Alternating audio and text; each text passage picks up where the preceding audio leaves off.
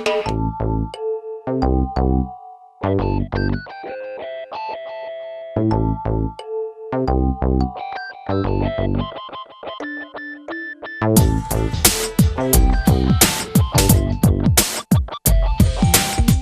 had an interesting week in my chiropractic office. Now, in my chiropractic office, I talk a lot about other aspects of health, not just the spine and nervous system. And we're going to be talking about nutrition tonight. This has been a very interesting week, and I've been in practice for 25 years. I have probably talked about nutrition with my patients this week more than any other week that I can possibly remember. I've had new patients, new to me and new to chiropractic, coming in with conditions that I knew were diet related. They had to be making changes to their diet if they're going to see success with their health problems. One example was a 65-year-old man who comes to see me with knee pain in both knees. And taking his history, I found that he's already been to the doctor. He had some x-rays. The x-rays really didn't show much, not much arthritis. Blood tests and things were negative, and the knee pain is really getting incapacitating for him. It's actually preventing him from driving now, so he has to have somebody in his family drive him around. So it's really starting to affect his life, and he's only 65. So after taking his history, we found that basically he has systemic inflammation. So systemic inflammation is similar to if you sprain your ankle and roll your ankle, it swells up, right? That's inflammation of the ankle. In his case, he has inflammation of his entire body. So all of his cells are swollen and affected and so forth. So we realized that the only way that he's going to make some significant changes in his life is really cleaning up his diet to remove the systemic inflammation that's going on in his body. So I told him that chiropractic may be able to help him a little bit, but without those changes in nutrition, he's going to have some difficulty getting the goals that he wants. So I'm putting him on an anti-inflammatory diet, and I'll talk about that as we move along. An anti-inflammatory diet. Specifically, he's going to be on a, and you've heard these words, these are big in the media now, he's going to be on a no gluten, no dairy diet. Now, he took the news pretty good. Even though he has a traditional diet back from where he's from, and it does have a lot of bread products and flour and so on and so forth, he's hyper-motivated. He's hyper-motivated because his knee pain is so adversely affecting his life. So we will touch on this as time goes along. Along with that, I have a staff person in my office who knows she already has a sensitivity to gluten and simple carbohydrates. And we'll talk about those as time goes along. She has removed these from her life in her past, but she hasn't been able to stay with it. So this week, once again, starting on Monday morning, she decided, I'm going to cut out the gluten and the sugar once again. And of course, she went through 3 days of withdrawal, right? So she had a rough couple of days. Just today, she knew I was doing this lecture tonight. Just today, she said, I broke through again. I'm feeling a lot better. I'm not as grumpy as I have been earlier this week and so forth. And a couple of changes that she already noticed. One was her skin of her face is already clearing up by removing gluten and sugar for 3 days. And she says, I can already see my bloating and swelling in my waist is considerably better. She said, I think I've lost a couple of pounds and it's all been here. I can feel the difference. That's 3 days of work. So we know if she stays on that train, she's going to do really well. One other, I have a couple of awesome testimonials I want to share with you tonight. One of them I'd like to start before I get into the program. This is written from my patient Jen. She is 35 years old, and she says, in the summer of 2012, I had severe stomach pain and diagnosed with colitis. The doctor gave me antibiotics and drugs to ease the pain. The pain never seemed to go away. The doctors ran more tests and said that there was nothing else wrong with me, but my body was telling me there was more trouble. During a visit with Dr. Fuller, me coming in for chiropractic care, he asked me about my health and I mentioned the issues with my stomach. He suggested I give up gluten and dairy. Starting to sound familiar here now, gluten and dairy? Okay. I followed Dr. Fuller's suggestions and gave up gluten and milk products in November of 2012. Since then, I've not had any stomach issues, and as a pleasant side effect, she's also lost 20 pounds. I'm able to sleep 8 hours a night. She always had trouble sleeping and staying asleep. She can now sleep 8 hours a night through the night without getting up due to stomach pains, and I have more energy. It's okay, whatever I do doesn't matter. We have the #1 healthcare system in the world here in the United States, so I'm just going to rely on our healthcare system to take care of me. Well, in certain regard, we are #1 because we spend more money than anybody else. We spend $3 trillion per year. What are we getting for our money? Well, we're number 37th in the world, according to the World Health Organization, in our healthcare system ranking, 37th in the world. We're 40th in the world for life expectancy, according to the UN, 40th. That means 39 countries are doing better than we are. The Gross National Happiness Index, I think this is kind of funny, we're 44th, so even though we have mostly more money than anybody else, we're not the happiest in the world. Out of the 17 richest countries in the world, that's right, we are dead last. We are 17th in healthcare outcomes and so forth. Now, I do give our healthcare system, our emergency care, an A. I give us an A, and we know from several tragedies that this country has had over the past several years, we have the best emergency care. But when it comes to the management and prevention of chronic diseases, I give us an F. We spend all of this money, and we have all of these awesome doctors and nurses and more research and facilities and fancy tests and all of these things. Why can't we be the best at preventing chronic diseases? We're one of the worst. So we need to change that. And that's why you're here tonight. Some statistics that you do need to know about: 100,000 people a year die in this country because they pick up a bad bug in a hospital. 106,000 people a year die because they took the right drug for the right diagnosis in the right way, meaning no mistake was made. 106,000 people a year die. Up to 440,000 people a year die in this country because of a medical mistake. If you add that up, that's 646,000 people a year die from our medical care, the #1 system in the world. That's equivalent to 24 jumbo jets full of people going down every week. If we had 1 week of plane flights like that, I don't think anybody would fly again. Okay? So shame on all of us, myself included, for not doing a better job at telling people the story about taking care of our health and doing more in prevention. How are things going over the past 30 or 35 years is the obesity rate, obesity epidemic. This is from the CDC. This is right off their website. And we know that back in 1990, no state had obesity over 14%. Okay, that's in 1990. A short 23 years later, it's now 36%.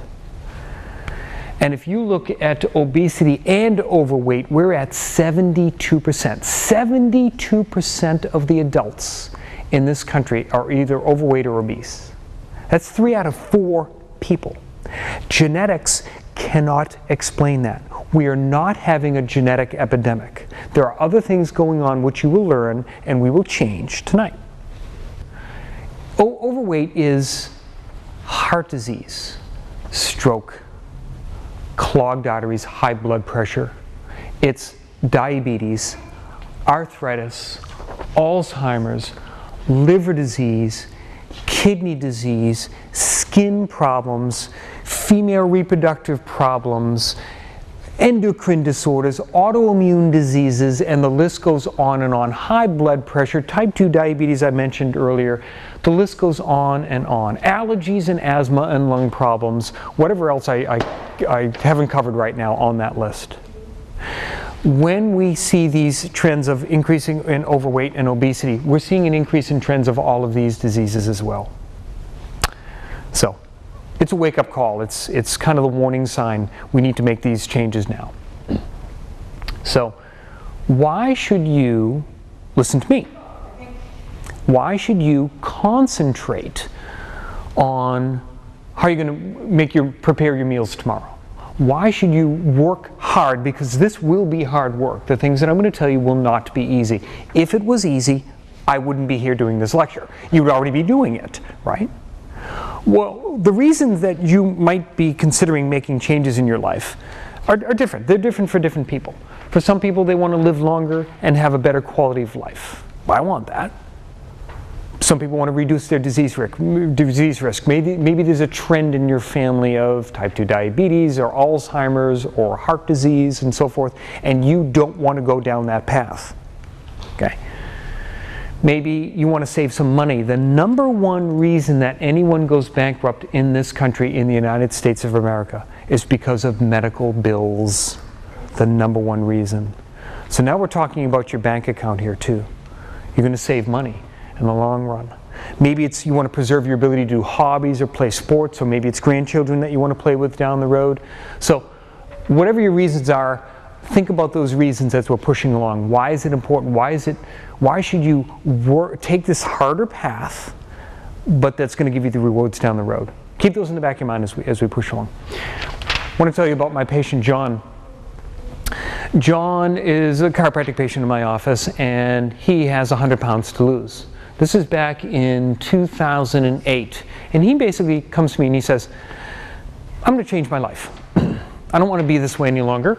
I know I have 100 pounds to lose, and I'm going to do it, and I'm going to do it on my own. I said, great, and I gave him all the support I possibly could. I saw him last week, and I said, hey, I'm going to talk about you next week. He said, great. He goes on a plan. Now, when you're 100 pounds overweight, you can't exercise much in the beginning, right? So he starts slow. His exercise of choice is walking, and he says, I'm going to make nutrition changes that I can stick with. So he starts making small changes. He starts trading in the soda for water. He stops snacking at night after dinner. A little less sugar, a little more vegetables. Simple things that he could stick with. Now that was in 2008. We're talking 6 years later. First year, he loses 50 pounds. Pretty good. Second year, he loses 10. Third year, he loses 10. Fourth year, none. Fifth year, none. Sixth year, none. He's on what I call the lifetime plan, right? He swings a few pounds now, but he's about 65, 70 pounds down. The key with this, though, is he's kept it off, right? He knows, I've got a little longer to go. I just need to tweak it a little bit more, and I gave him encouragement on the visit. I gave him a couple of suggestions, which we'll cover tonight. And he's on his way. But he's kept it off for 6 years. That's pretty good. 70 pounds, 65, 75, 70 pounds of 100. That's impressive. He could barely walk 100 yards in the beginning. Now he walks 2 miles a day, 5 to 6 days a week, and sometimes he jogs. Big improvements. Okay. Think about, remember that list of stuff that is associated with obesity and being overweight? Heart disease and Alzheimer's and arthritis. We're preventing that in him, and he knows that. I think that's really big to keep in mind too. Okay. So, 3 things.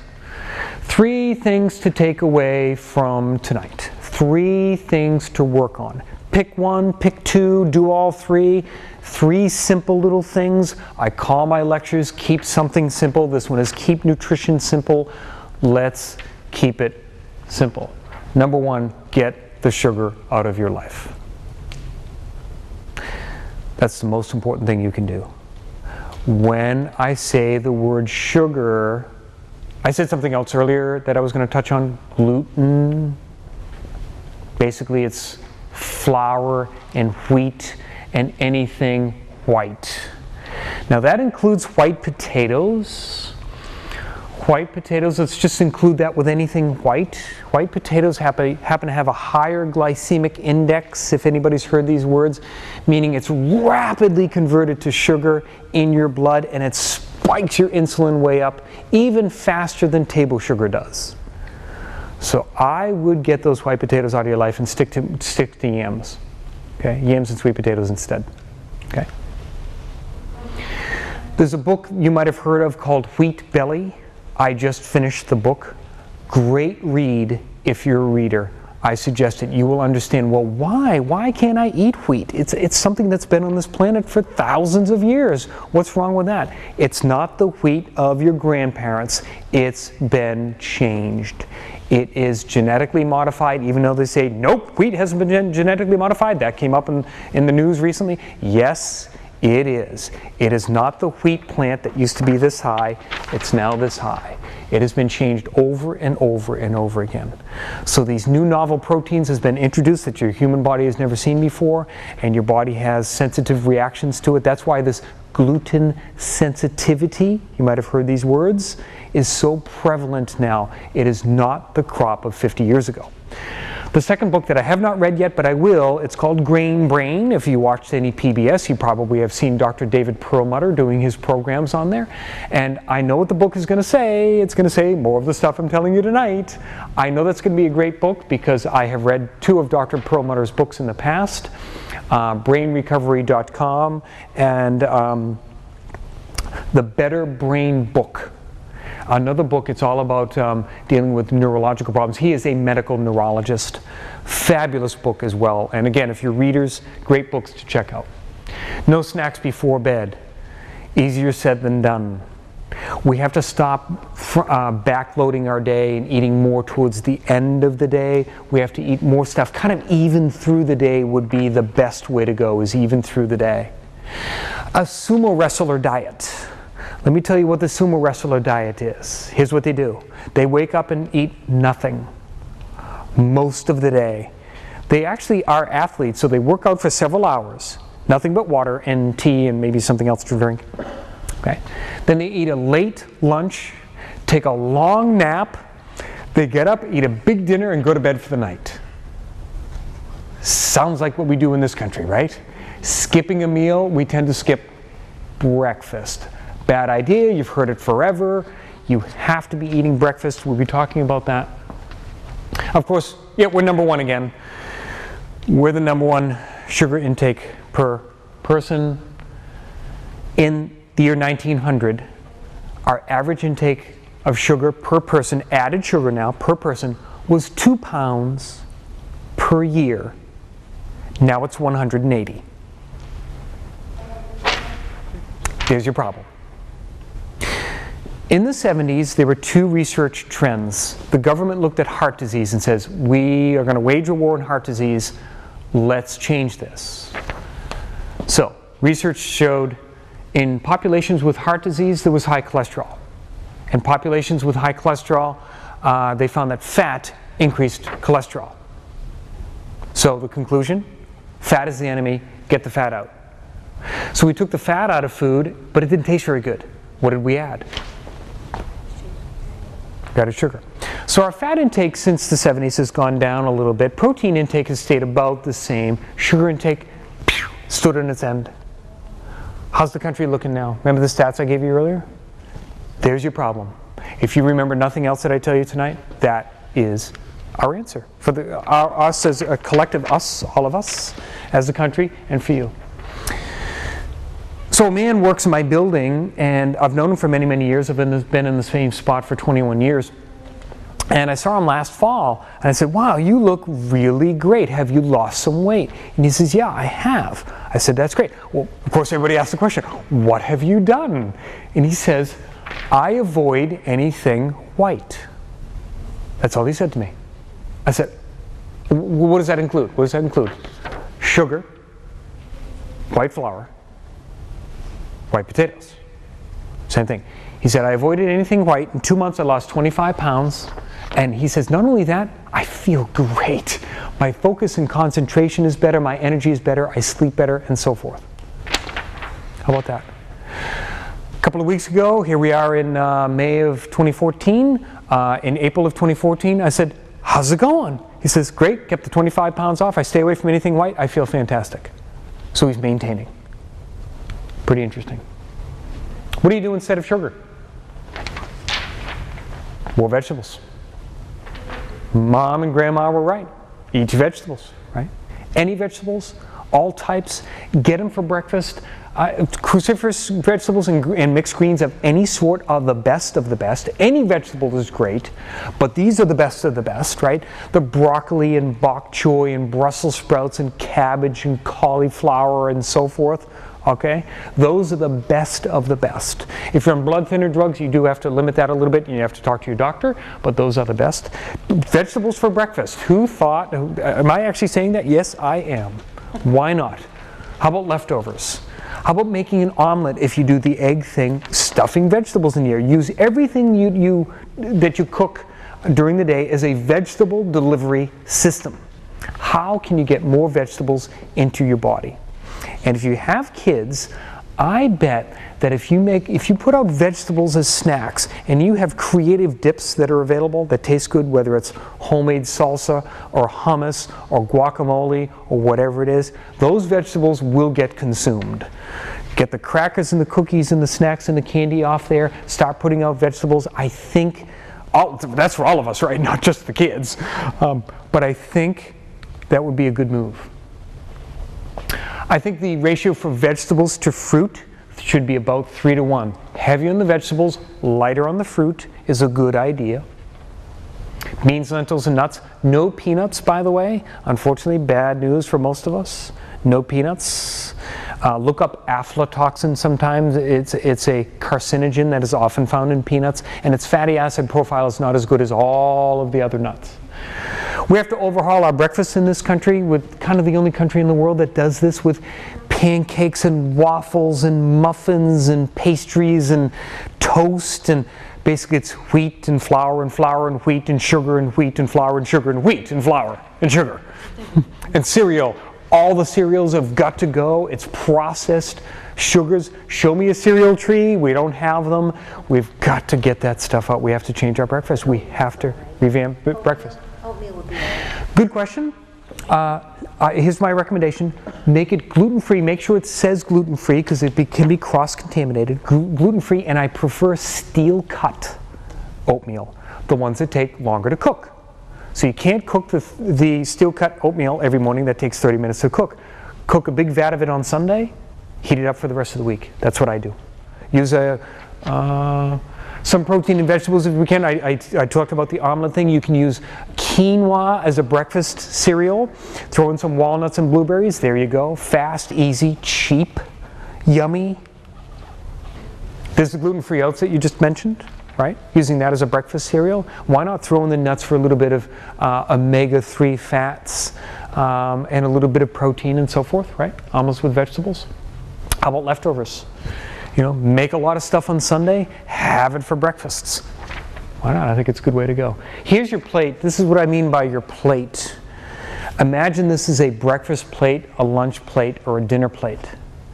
Take that plate, divide it in thirds. 2/3 are vegetables, 1/3 is a clean protein. You're done. My job is done. Just do that. Just do that.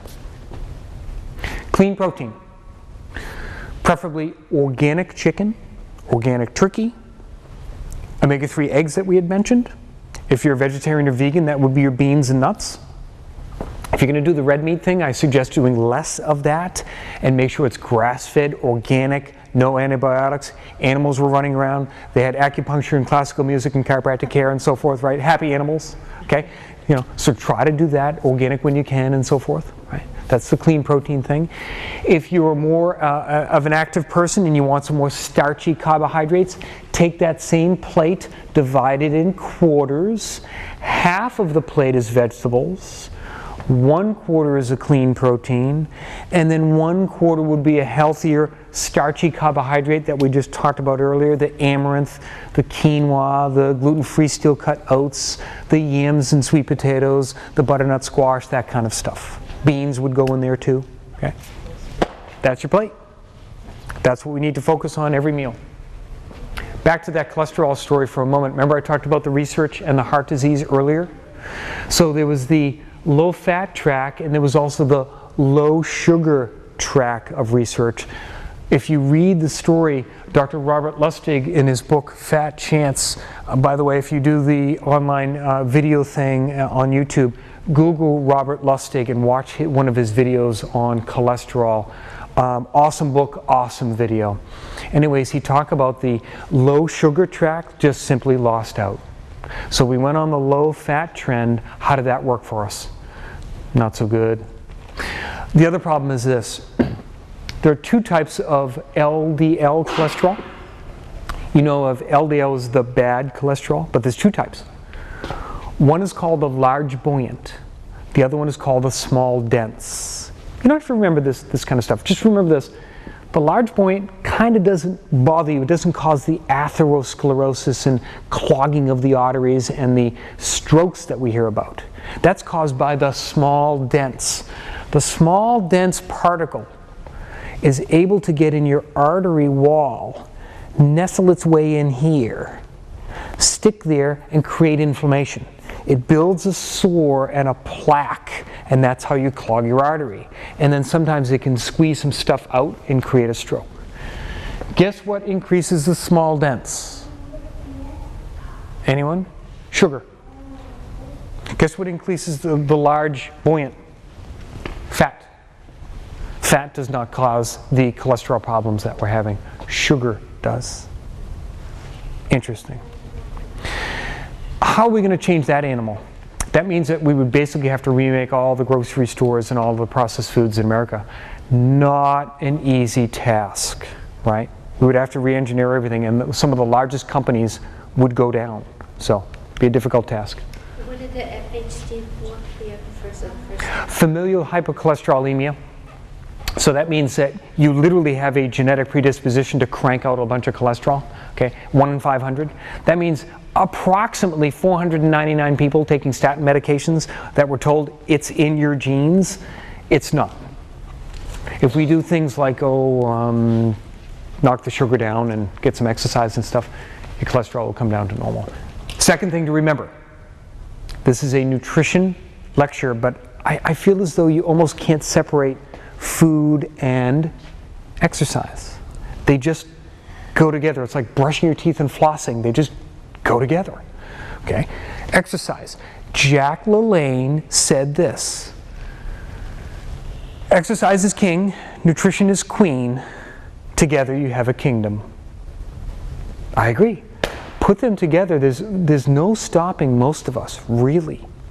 So exercise, it's not optional. If you just exercise 20 minutes a day, just 20 minutes, and that's what I go with in my office. As I'm talking to all of my patients in my chiropractic office, I say, your goal, your aim, just 20 minutes a day. Some people might do more. Some people, their physical condition needs to start much less than that. That's okay. That's our goal, 20 minutes a day. Can we do that 7 days a week? As close to that as possible, 20 minutes a day. You can increase your lifespan by 4.5 years. I'm at a point in time in my life I realized I'm not going to live forever. We know it helps kids. We know it helps concentration. I have a specialty in ADD and ADHD rehabilitation from a conservative non-drug standpoint. And one of the big things we talk about is general physical exercise. I also give them very specific coordination-based exercise and the nutrition things and the supplement things and the chiropractic thing. But we know exercise improves focus, and a lot of these kids that are having trouble with focus and concentration, I'll say, fine, you have an hour's worth of homework. If you start losing focus and concentration 10 or 15 minutes in, take a break, go run around for 5 minutes. Go back to it. Another 10 or 15 minutes, whatever it takes. Imagine if we did that in our schools. A little bit of classroom, a little bit of exercise. And there are schools in this country that do that. There are exercise machines and balls and weights and so forth right in the classroom. When's the last time, if you ever watched the Super Bowl, that you saw a commercial for Brussels sprouts? I want one. If I had that $1 million, I'd do that 30-second commercial in Brussels sprouts. The farmers would like it, I think. Number 3, last thing I'm going to tell you, water. I think the statistic is something like this. The average person in this country drinks 700 calories per day. If we just take all sugar, and that includes fake sugar, by the way, I am very negative on any of the alternative sweeteners.